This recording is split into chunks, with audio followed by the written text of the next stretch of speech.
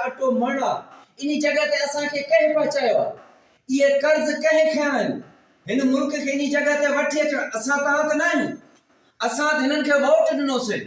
आज अगर हिन मुल्क जी या हालत आ तवा दिसो कल हिकड़े डी में डॉलर 19 रुपया महंगो थियो आ तवा यो न समझो यो 19 रुपया महंगो यानी ई समझो ता जी हर शय के बाह लगी वई हर शय के न हाने असा गरीब मानु सीमेंट था वठी सकू न सरिया था वठी सकू न रेत बजरी था वठी सकू ए उन खा पो लो खैरपुर ए जिलो नौशहर फिरोज बिनन के जिका ही इमदाद जो जो ड्रामो ठायो हन यानी सर्वे पई थे घरन जी सर्वे थी थे ता के पैसा मिलदा वगैरह वरी बिन ही जिलन के आउट करे छडियो बिन ही जिलन के आउट करे छडियो तवा दिसो अरबों रुपया आया हा बल्कि खरबों रुपया हिन जे पंजे ज़बानी कलामी असा जो एक दोस्त अकाउंटेंट आ उन मोके हिसाब करे बुधायो त सर जिको ही खुद बुधाइन था कि फिला मुल्क हेतरी इमदाद दिनो फिला मुल्क हेतरो अगर असा उनके सही तरीके से डिस्ट्रीब्यूट कयूं त हर पाकिस्तानी के 5 खां 10 लाख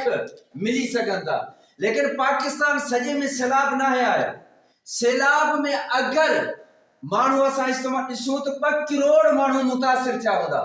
अगर यह जिको भी इमदाद आयो है 3 करोड़ मानू ते इस्तेमाल कयो वने ते फी मानू के ची सर 1 करोड़ रुपया मिली सके तो 1 करोड़ तमा दिसो तुर्की में यार ज़िलज़लो आयो शाम में ज़िलज़लो आयो तमा दिसंदो उन मुल्क जे बादशाह छा ऐलान कयो 1 साल जो सिर्फ ऐलान करते 1 साल में तवा के जिथे भी घर मिले जह भी मुल्क में मिले उन जो किरायो ए तवा जो खर्चो असा अदा कंदा से यो न चोती त ता वनी रोडन ते बाहर वठी वेही रहो न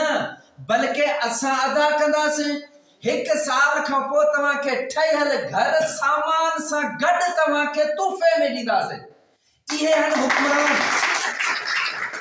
इनके जब बादशाह इनके जब रियासत के संभालींदड़ जिको पंजे अवाम के रियासत जो हक दे ही किथों जा जालिमन ही असा जे मथो जिके मुसलत कया वया ही केर हन जिके असा जो आयल इमदाद भी खाया कड़काया गरीबन के न दिनो जैसी तक असा पंजे हुकूक जे लाए आवाज दोस्तों बुलंद न कंदा से तैसी तक ही मानो असा के डी होडी बर्बाद कंदा विदा ही वक्त ही तवा के बिलखुसूस सूबे सिंध वारन के पाकिस्तान तहरीक इंसाफ में अचण जो ही वक्त थो अचो ए अची इन जालमन का जो 35 साल तक असा के बर्बाद कंदा रहन इनन को पांजो हक वापस वठो इमरान खान जी क़यादत में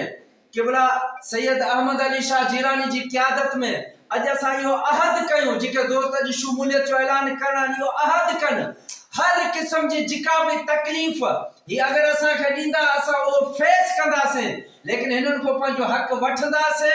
आई असा यो नारो हणदा से इमरान खान जिंदाबाद पाकिस्तान जिंदाबाद यो नारो हणदा से आई हर